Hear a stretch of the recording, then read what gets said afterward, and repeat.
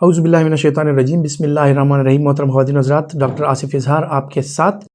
ख़वातीन हज़रात, आपने मुख्तलिफ़ किस्म की क्रीम्स और मुख्तलिफ़ किस्म के ऑइंटमेंट्स जो हैं वो अपनी स्किन पे अप्लाई करते हैं और मुख्तलिफ़ किस्म की बीमारियों में आपके डॉक्टर्स आपको तजवीज़ करते हैं, लेकिन उसमें बुनियादी चीज़ ये है कि आपने वही क्रीम या वही ऑइंटमेंट यूज़ करना है जो आपका डॉक्टर आपको तजवीज़ करे। खुसूसन आपने एहतियात बरतनी है उन क्रीम्स या उन ऑइंटमेंट्स में जो स्टीरॉयड बेस्ड हों, यानी जिनमें स्टीरॉयड्स पाया जाता है। और ज़्यादातर एंटी इन्फ्लेमेटरी क्रीम्स जो होती हैं वो या ऑइंटमेंट जो होते हैं वो स्टीरॉयड बेस्ड होते हैं। अब मैं आपको पहले कैटेगरीज बताता हूँ, फिर मैं आपको बताता हूँ कि कौन सी चीज़ आपके लिए नुकसानदेह है और कौन सी चीज़ आपके लिए फ़ायदेमंद है।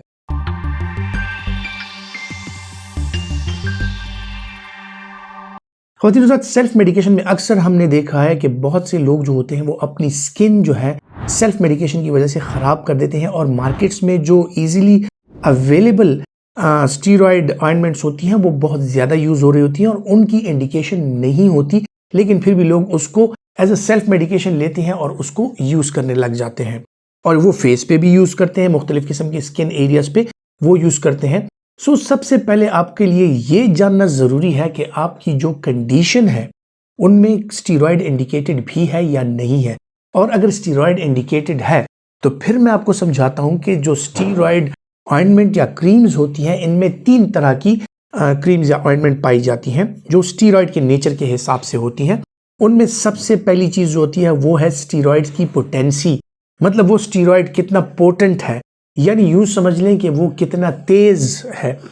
तो इस हवाले से अगर बात की जाए तो जो बिल्कुल लो पोटेंसी वाले स्टीरॉयड्स होते हैं अक्सर औकात उनकी ज़रूरत होती है, लेकिन सेल्फ मेडिकेशन के तौर पे या जो जनरल प्रैक्टिशनर्स होते हैं वो इस चीज़ को जाने बगैर आपको हाई पोटेंसी स्टीरॉयड्स का मशवरा दे देते हैं और आप वो क्रीम्स इस्तेमाल करते हैं। भले आपकी कंडीशन ठीक हो जाती है, वक्त से पहले ही ठीक हो जाती है, लेकिन अक्सर औकात ये होता है कि ये आपके लिए फिर मुस्तकबिल में आपकी स्किन के लिए प्रॉब्लम्स क्रिएट कर सकता है। अब अगर लो पोटेंसी स्टीरॉयड्स के हवाले से बात करें, उसमें फ्लूसिनोलोन जो है वो एक लो पोटेंसी स्टीरॉयड्स है, मतलब जहां पर आपको इंतहाई हाई पोटेंसी नहीं चाहिए, जहां पे आपका मिनिमल सा इन्फ्लेमेशन है और आपको एंटी इन्फ्लेमेटरी इफेक्ट स्किन पे चाहिए, तो आपको लो पोटेंसी स्टीरॉयड्स यूज करने होते हैं। और ये लो पोटेंसी स्टीरॉयड्स कॉम्बिनेशन में एंटीबायोटिक्स के साथ, एंटी फंगल के साथ, इनके साथ भी आ सकते हैं और अलोन भी ये हो सकते हैं जो सिर्फ इन्फ्लेमेटरी कंडीशंस में इस्तेमाल किए जाते हैं। फिर इनसे जरा माइल्ड टू मॉडरेट जो कंडीशन होती है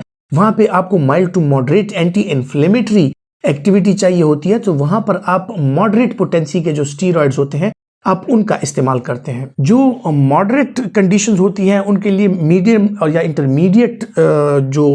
पोटेंसी होती है उनके स्टीरॉयड्स चाहिए होते हैं और उनमें क्लोबीटासोन और इसी के साथ साथ जो है तो जो हाइड्रोकार्टिसोन क्रीम्स अवेलेबल होती हैं उनमें मीडियम पोटेंसी वाले स्टीरॉयड्स पाए जाते हैं। और जो बहुत ही ज़्यादा हाई पोटेंसी स्टीरॉयड्स हैं अनफॉर्चुनेटली उनमें जो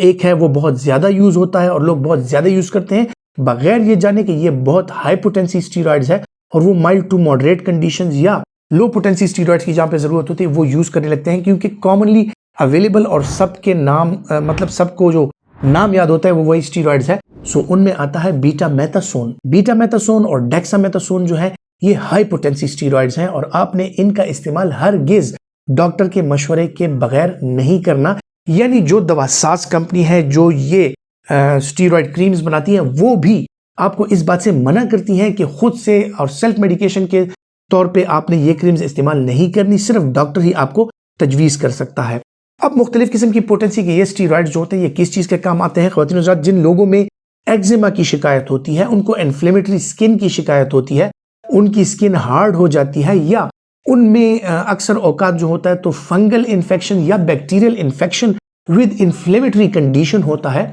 सो उसमें एंटी बैक्टीरियल या एंटी फंगल स्टीरॉयड की कम्बिनेशन के साथ इस्तेमाल किया जाता है। लेकिन अगर आपका एक्जिमा इन्फेक्टेड नहीं है या आपको खुदा न खास्ता सोराइसिस है और वो उसमें इन्फेक्शन का अमल दखल नहीं है, आपको सिर्फ स्टीरॉयड्स चाहिए होते हैं, सो वो फिर आपको अलोन चाहिए होते हैं और उनमें आप जिन स्टीरॉयड्स के नाम मैंने लिए इन पर बेस्ड मुख्तलिफ किस्म की जो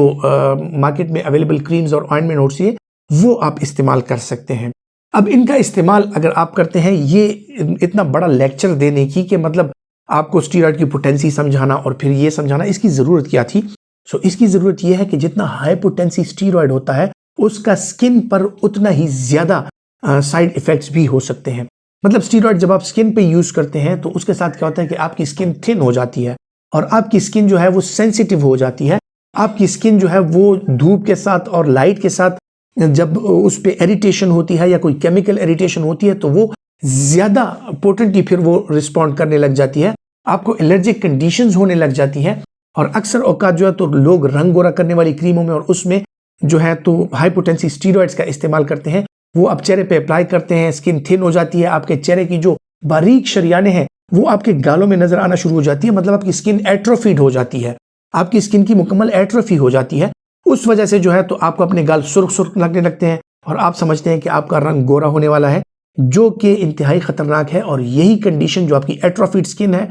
ये अल्लाह ताला ने एक प्रोटेक्टिव निज़ाम बनाया होता है कि आपकी स्किन की एक थिकनेस है, जब वो कम होती है आप अल्ट्रावायलेट लाइट्स और मुख्तलिफ किस्म के जो केमिकल्स हैं उनको एक्सपोज हो सकते हैं। तो आपके फ्यूचर में स्किन कैंसर और स्किन की मुख्तलिफ किस्म की खतरनाक बीमारियां होने का भी अंदेशा होता है। और